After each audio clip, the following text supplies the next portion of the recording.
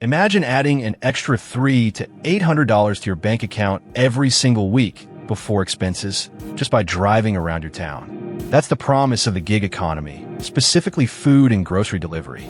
But with so many options like Instacart, DoorDash, and Ubereats, which one actually puts the most cash in your pocket? Today, we're not just comparing their marketing claims. We're breaking down the real, on-the-street earnings, factoring in everything from base pay to tips, and even the hidden costs that can eat into your profits. You'll learn exactly how each platform structures its pay, and more importantly, which one offers the most consistent opportunity for a solid side income. Stick around because the answer might surprise you, and we'll even expose a common mistake that costs drivers hundreds of dollars monthly. Let's start with Instacart, the grocery delivery giant. Instacart's pay model is a bit more complex than food delivery.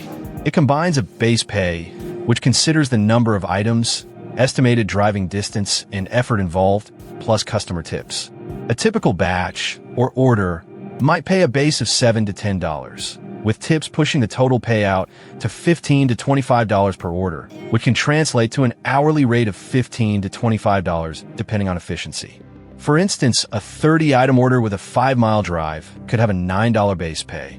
And if the customer tips 15% on a $100 grocery bill, that's an extra $15, totaling $24 for potentially 45 minutes of work. Shoppers who are fast and efficient, especially with larger orders, tend to do better. However, the pay can fluctuate wildly based on demand and the generosity of customers, making consistency a challenge. We'll soon see how this compares to the high-volume, quick turnaround world of food delivery. Next up, DoorDash, the undisputed king of restaurant delivery. DoorDash's pay structure is relatively straightforward. A base pay per delivery, plus customer tips, and occasional promotions like peak pay during busy hours. Base pay typically ranges from $2 to $10, depending on the estimated time, distance, and desirability of the order. Let's say you accept an order for $6 base pay, plus a $4 tip, totaling $10. If you complete that in 20 minutes, your effective hourly rate for that delivery is $30 per hour before expenses. Realistically, active time, including waiting and travel between orders, can lower this. The key with DoorDash is volume. High-volume areas with lots of restaurants and short delivery distances allow Dashers to stack orders and complete more deliveries per hour. While individual orders might seem smaller than Instacart's, the sheer number of deliveries you can complete often adds up. DoorDash's acceptance rate can impact access to higher-paying priority orders or programs like Top Dasher in some markets, which we'll address shortly. Now, let's examine Ubereats. Similar to DoorDash, Ubereats focuses on restaurant delivery, but also includes some grocery and convenience store options. Their pay model includes a base fare, typically calculated by pickup fee, drop-off fee, distance traveled, and a time component, all combined with customer tips. A common Ubereats delivery might offer $5 to $8 base pay, with tips adding another $3 to $7, often resulting in a total payout per order of $8 to $15. Ubereats often has boosts, multipliers during busy times, and quests, bonuses for completing a certain number of trips. For example, completing 10 deliveries in a weekend might earn you an extra $50. The benefit here is often integrating with Uber rideshare if you're already a driver, maximizing your time on the road. But which platform truly offers the most consistent high pay? We're about to dive into the real numbers from active drivers, revealing the surprising truth about hourly rates. So, how do these translate into actual hourly earnings? Data from thousands of drivers suggests a range. Instacart shoppers often report an average of $15 to $20 per active hour, with top performers in busy markets hitting $25 to $30. DoorDash and Ubereats drivers typically fall into the $18 to $25 per active hour range. The key here is active hour, the time spent on an actual delivery, not waiting for one. For example, an Instacart shopper might take 3 batches in 4 hours, earning $75, averaging $18.75 per hour.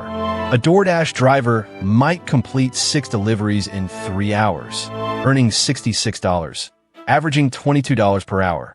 These numbers include tips and are before expenses.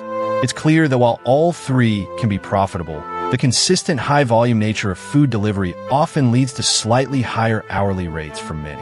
But what about the often overlooked costs that eat into these earnings? Here's where many new drivers make a critical mistake, forgetting the hidden costs. Your gross earnings are not your net profit.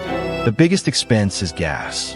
Driving 100 miles a day at $3.50 per gallon in a car, getting 25 miles per gallon means $14 in gas, instantly cutting into your hourly rate. Then there's vehicle depreciation, maintenance, and increased insurance costs. The IRS standard mileage deduction is currently around 67 cents per mile, acknowledging these expenses. So if you earn $20 per hour but drive 20 miles in that hour, $13.40 of that is technically offset by vehicle costs, leaving you with just $6.60 for your time before taxes. This is why maximizing your efficiency and choosing the right orders is paramount. Don't just look at the upfront payout, consider the distance. We'll show you a simple trick to evaluate order profitability effectively next. A crucial strategy to maximize your profit and minimize the impact of those hidden costs is the $1 per mile rule. Before accepting any order, quickly calculate if the total payout, including estimated tip, is at least $1 for every mile you'll drive from your current location to the customer's drop-off. So, if an order offers $8 and requires you to drive 5 miles, that's $1.60 per mile, a great order. But if an order offers $7 for 10 miles, that's only 70 cents per mile, which is likely a money loser once gas and wear and tear are factored in. This rule helps you quickly filter out unprofitable deliveries. Seasoned drivers often aim for $1.50 to $2 per mile or more, especially if the route takes you far from high-demand areas. Following this rule can literally add hundreds of dollars to your weekly take-home pay. But there's an even bigger factor influencing your success, particularly with DoorDash. There's a common myth, especially among new DoorDash drivers, that you must maintain a high acceptance rate to get good orders. Many believe if they decline too many low-paying orders, the app will penalize them. This is mostly false. While DoorDash does have a Top Dasher program that requires a 70% acceptance rate for perks like dashing anytime, it doesn't mean declining orders will prevent you from seeing profitable ones. In fact, many successful dashers maintain acceptance rates as low as 10 to 20%, selectively taking only the highest-paying, lowest mileage orders. The mistake is accepting every ping out of fear, leading to unprofitable runs. Focus on the $1 per mile rule, not your acceptance rate. Your goal is to make money, not to be a top dasher, unless the specific top dasher perks in your market genuinely outweigh the lower pay from accepting bad orders. But what about the impact of tips on your overall income? Tips are not just extra. They're often the majority of your profit. For Instacart, tips are almost always included up front in the batch offer, allowing you to make informed decisions. For DoorDash and Ubereats, while a minimum tip might be shown, the full tip is usually revealed after delivery. This is where strategic order selection comes in. High-tipping customers are often repeat customers or those placing larger orders. For example, a $7 base pay plus $10 tip is far better than a $9 base pay with no tip.